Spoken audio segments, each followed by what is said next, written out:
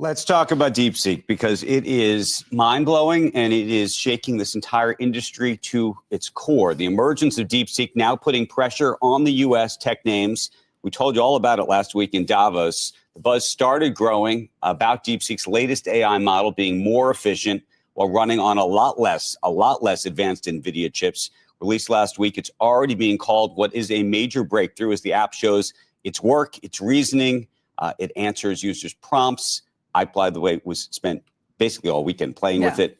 It is the #1 app, I believe, on Apple right now.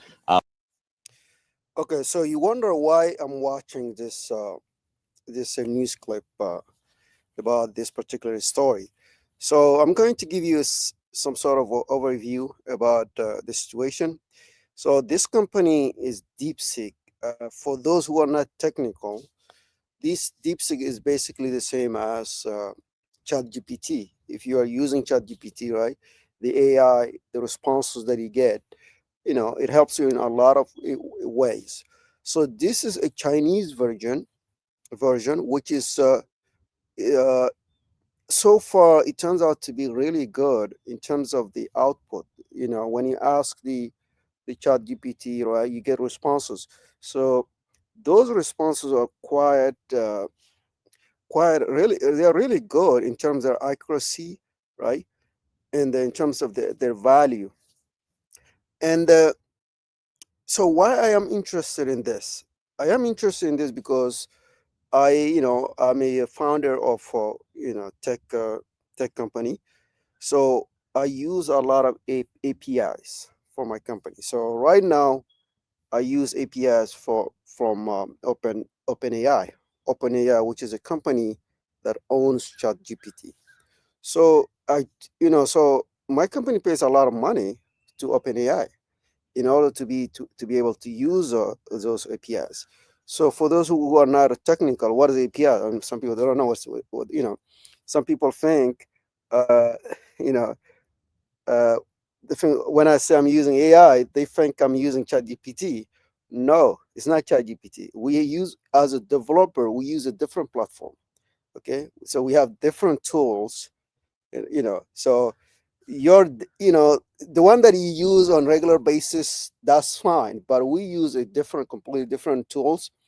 Okay, that's a developer tool. So the developer platform allows us to use the APIs, and the APIs are not free. We have to pay for those APIs. So I'm just going to give you an example.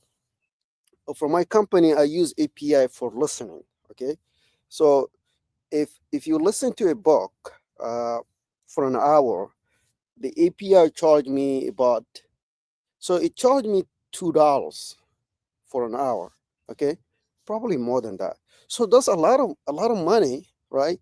And for somebody who wants to listen on a weekly basis, it costs you a lot of money for the APIs, and that's the reason why I couldn't have unlimited option for the users.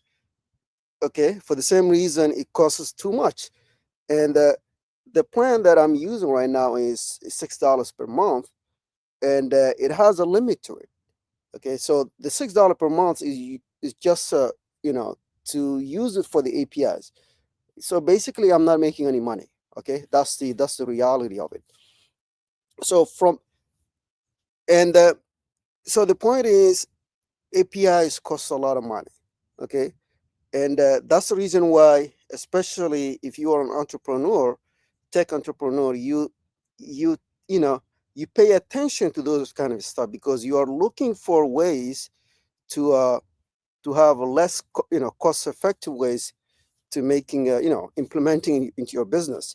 So right now, so far I haven't seen any talk about APIs, but I'm going to look deeper into it to see what's going on, because it is a what do you call it? It's not private. It's public. So meaning the code that you can take the codes and build on upon. If you have a lot, if you're an entrepreneur and interested in this kind of a search and a chat GPT, you can use their code and actually build something out of it. It's an open source, unlike the what do you call it?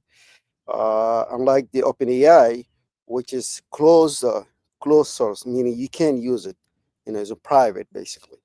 So from that standpoint, is really giving a lot of opportunities for tech entrepreneurs in that sense. And I'm gonna look into their open AI. I mean AI. I'm sorry, APIs, to see whether they are free or they are less cheaper. But I'm not gonna rush, because the problem that people do is they like to rush things, and then you end up because then you end up having issues later on. Case in point, right now people are running to sell their stocks for uh, of Nvidia and all the other the companies that make chips, which is really premature.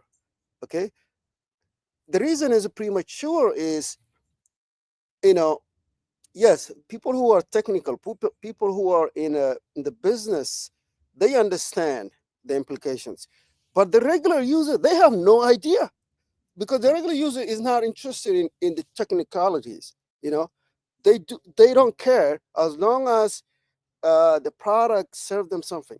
Okay, now we are talking about, oh, this one is might be better, but a lot of users, they don't really give it, they don't really care. Okay, but when they only care if it's free and better, yes, at, at that point they will they will try to move on. I mean, go to the other side, but it will take time. It's not like it doesn't happen overnight. So people, you have to understand from that perspective. If you are an entrepreneur, you have to understand that the user is very slow to adapt to changes. Okay, so don't really fall into that trap where you have to you have to come up with a new stuff to please the market. No, you got to take it easy and assess the situation, because the user doesn't quickly adapt. It takes a lot of years to, from my experience, I've been a computer technician, and I know how the user reacts. I also know the level of knowledge that they have about technology in general. Okay, so I have done hands-on experience that tells me that it's very, for the user, it takes a lot of years for the user to adapt. So I wouldn't rush selling my stocks. I wouldn't recommend that. You might need to hold on to it, and slowly, okay, and slowly see if things are going to change or not. But sometimes, yes, if a good product comes in, it doesn't mean that we have to leave the old one. Okay, it could be complementary. We can use the same way we can use a Google search, and we can use a chat GPT. So my approach is to take the time, right, and actually uh, test things for a while. Okay, because you don't know. We also have a regulatory problem, right? So this company is from what do you call it? From China. So if you own a company and you rush and you change all your infrastructure, all your APIs to this new company, and then it turns out the company is banned. Okay, so that's going to be a problem too. So you have to consider all these elements. I think it's better to just take it easy, take a breath.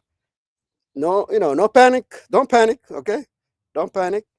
Just take it easy, and things will work out. So the other point I wanted to mention is, what's the other point? So, hmm, y- so the user is not is not in rush a lot of time. Okay, yeah, people who are talking about are usually in the business. They they kind of they I'm talking about because I'm interested. This is something that these tools that I use on daily basis for my company, right? So it intrigues. You always have to use better tools and with cheaper cost. So that's the point, right? So if this company will allow me to use the free API, I'm not sure if they even have API yet, because it's very new company, right? So it will take some time. I'm going to look into it to see if they have APIs or not. Okay, meaning the tools that allow me to provide my services to my clients, to my users, okay, without charging you charging me a lot of money. So if they do have APIs, and I'm going to check how much is it. If it's free, that would be wonderful, right? If their APIs are free, that would be spectacular. So if I'm charging the customer $6 per month, right, and it turns out their APIs are free, so I'm going to use those APIs, and you know, basically maybe I would be able to get a $5 instead of right now I'm getting nothing. No, so right now I'm paying all the money to OpenAI, right? It's funny you say OpenAI. It's not even open. It's closed. It's closed AI. So I'm looking at it from that perspective, from business perspective. So you have to always look for tools that help you to advance your business.